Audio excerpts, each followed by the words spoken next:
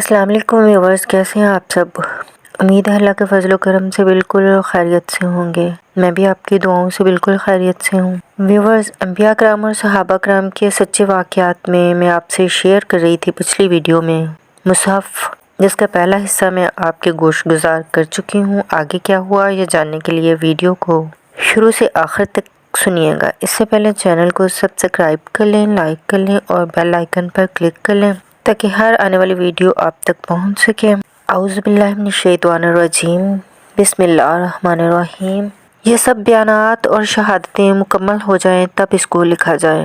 اس حتی المکان احتیاطی طریقہ کار کے مطابق انہوں نے قرآن پاک کو لکھنا شروع کر دیا اور ترتیب کے ساتھ چند ماہ میں پورے قرآن کی تدوین مکمل ہو گئی۔ اس پورے عمل میں ایک لفظ اور ایک حرف کا بھی کہیں کوئی اختلاف پیدا نہیں ہوا۔ البتہ 2 آیتیں قرآن پاک کی ایسی رہ گئیں جن کے بارے میں ایک مشکل سوال پیدا ہو گیا۔ قرآن پاک کی وہ 2 آیتیں سورۃ توبہ کی آخری 2 آیات تھیں۔ کمیشن کے ارکان نے کہا کہ ہم سب کو یاد ہے کہ یہ سورۃ توبہ کی آخری 2 آیات تھیں۔ ہمارے پاس جو ذاتی تحریری ذخیرہ ہے اس میں بھی موجود ہیں۔ اسی طرح حضرت عمر فاروق رضی اللہ تعالیٰ عنہ کو یاد ہے اور ان کی تحریروں میں بھی موجود ہیں۔ 2 گواہ بھی آ گئے، انہوں نے حلفیہ بیان بھی دے دیا کہ ہم نے یہ دونوں آیات اسی طرح حضور صلی اللہ علیہ وآلہ وسلم کو سنائی تھی۔ ان دونوں گواہان کی زبانی گواہی کے علاوہ 2 تحریری یادداشت کے حق میں صرف ایک گواہی دستیاب ہو سکے۔ کسی نے کہا کہ یہ کوئی ایسی اہم بات نہیں، کوئی حرج نہیں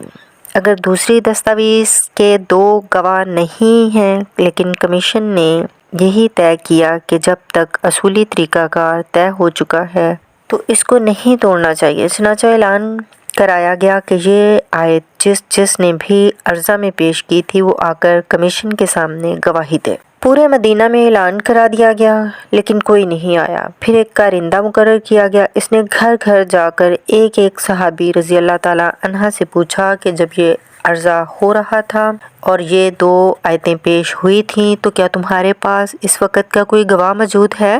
اس پر بھی کوئی گواہ نہیں ملا۔ ممکن ہے کہ کچھ لوگ سفر پر گئے ہوں، ممکن ہے بعض گواہان کا انتقال ہو گیا ہو، ممکن ہے ایسے بعض صحابہ رضی اللہ تعالیٰ عنہ وہاں موجود ہوں، حج پر گئے ہوئے ہوں۔ غرض بہت سے امکانات ہو سکتے ہیں، کئی باتیں ہو سکتی ہیں، خلاصہ یہ کہ کوئی آدمی نہیں ملا۔ اس پر کچھ لوگوں نے کہا کہ شہر اور گربہ جوار کی بستیوں میں عام منادی کرا دی جائے، وہ بھی کرا دی گئی، دوسرا کوئی گواہ تب بھی نہ ملا۔ اس پر خلیفہ وقت کے حکم سے جمعہ کی نماز میں بڑے اجتماع میں یہ مسئلہ لوگوں کے سامنے رکھا گیا۔ وہاں کسی نے پوچھا وہ ایک گواہ جو دستیاب ہے وہ کون ہے؟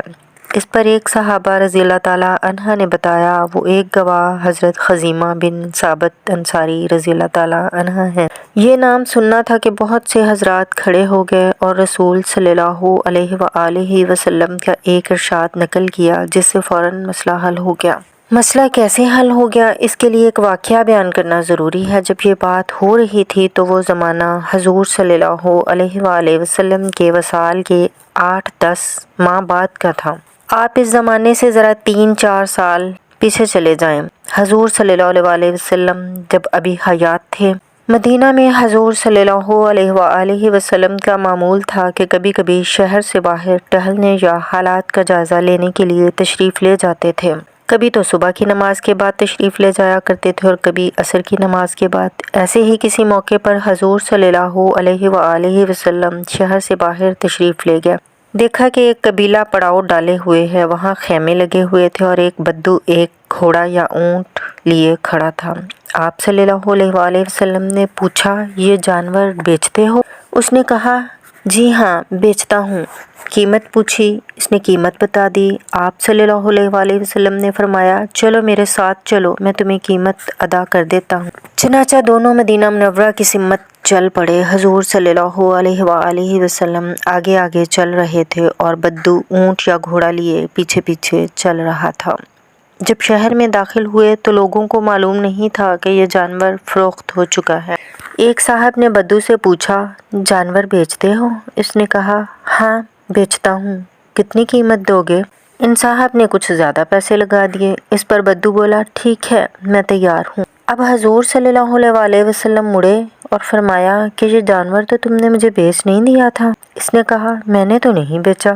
اس پر حضور صلی اللہ علیہ وآلہ وسلم نے فرمایا تم سے قیمت کی ادائیگی کی بات نہیں ہوئی تھی؟ اس نے کہا نہیں، وہ صاف مکر گیا۔ جب حضور صلی اللہ علیہ وآلہ وسلم نے دوبارہ اپنی بات دہرائی تو اس نے کہا آپ صلی اللہ علیہ وآلہ وسلم کے پاس کوئی گواہ ہو تو لائیے۔ حضور صلی اللہ علیہ وآلہ وسلم نے حیرت سے ادھر ادھر دیکھا، وہاں تو آپ صلی اللہ علیہ وآلہ وسلم تنہا ہی کھڑے تھے۔ وہاں اتفاق سے حضرت خزیمہ بن ثابت رضی اللہ تعالیٰ عنہ کھڑے تھے۔ انہوں نے کہا یا رسول اللہ صلی اللہ علیہ وآلہ وسلم، میں گواہی دیتا ہوں کہ آپ صلی اللہ علیہ وآلہ وسلم نے یہ جانور اس شخص سے اتنی قیمت میں خریدا ہے۔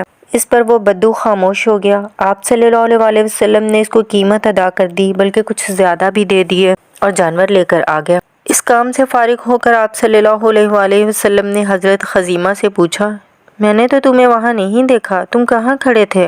انہوں نے جواب دیا میں تو وہاں نہیں تھا۔ آپ صلی اللہ علیہ وآلہ وسلم نے پوچھا تم نے پھر گواہی کیسے دے دی؟ حضرت خزیمہ رضی اللہ تعالیٰ عنہ نے جواب میں عرض کیا میں روز گواہی دیتا ہوں کہ آپ صلی اللہ علیہ وآلہ وسلم کے پاس جبرائیل امین آئے اور وحی لے کر آئے، اور یہ کہ جنت و دوزخ موجود ہے۔ جب میں یہ سب اندیکھی باتیں سچ مان رہا ہوں تو یہ معمولی سی بات کیسے نہ مان لوں؟ اس پر حضور صلی اللہ علیہ وآلہ وسلم بڑا خوش ہوئے اور آپ صلی اللہ علیہ وآلہ وسلم نے فرمایا آج سے خزیمہ رضی اللہ تعالیٰ عنہ کی گواہی 2 آدمیوں کے برابر مانی جائے گی۔ سبحان اللہ۔ یہ واقعہ کئی صحابہ کرام رضی اللہ تعالیٰ عنہ نے دیکھا اور سنا ہوا تھا۔ انہوں نے اس کی تصدیق کی۔ اب لوگوں کو احساس ہوا کہ یہ حضرت خزیمہ رضی اللہ تعالیٰ عنہ کی گواہی کو جو 2 آدمیوں کے برابر قرار دیا گیا تھا، یہ کیوں قرار دیا گیا تھا؟ شاید اسی موقع کے لیے ایسا کیا گیا ہو۔ چنانچہ اس ارشاد نبوی صلی اللہ علیہ وآلہ وسلم کی بنیاد پر ان 2 آیتوں کے بارے میں حضرت خزیمہ رضی اللہ تعالیٰ عنہ کی گواہی کو 2 کے برابر تسلیم کر لیا گیا، اور یہ دونوں آیتیں سورۃ توبہ کے آخر میں لکھ دی گئیں۔ اس طرح قرآن پاک کا پہلا مکمل اور کتابی شکل میں مرتب شدہ نسخہ تیار ہو گیا۔ یہ نسخہ جس کو مشورے سے مصحف کے نام سے یاد کیا گیا، حضرت ابوبکر صدیق رضی اللہ تعالیٰ عنہ کے قبضے میں رہا۔ ان کے انتقال کے بعد حضرت عمر رضی اللہ تعالیٰ عنہ کے پاس رہا، اور ان کے انتقال کے بعد ان کی صاحبزادی ام المومنین حضرت حفصہ رضی اللہ تعالیٰ عنہ کی تحویل میں رہا۔ ویورز، مصحف میں مزید کیا ہوا یہ جاننے کے لیے اگلی ویڈیو کا انتظار کریں، اور کمنٹس میں لازمی بتائیں کہ آپ کو یہ سلسلہ کیسا لگ رہا ہے۔ چینل پر نئے آنے والے لازمی چینل کو فالو کریں، لائک کریں اور بیل آئیکن پر کلک کریں تاکہ ہر ویڈیو کا نوٹیفیکیشن انہیں بھی مل سکے۔ سب سننے والوں کے لیے نیک تمنائیں۔ پھر ملتے ہیں کسی اور ویڈیو میں۔ اجازت دیں۔ اللہ آپ سب کا حافظ و ناصر ہو، آمین۔ اللہ حافظ۔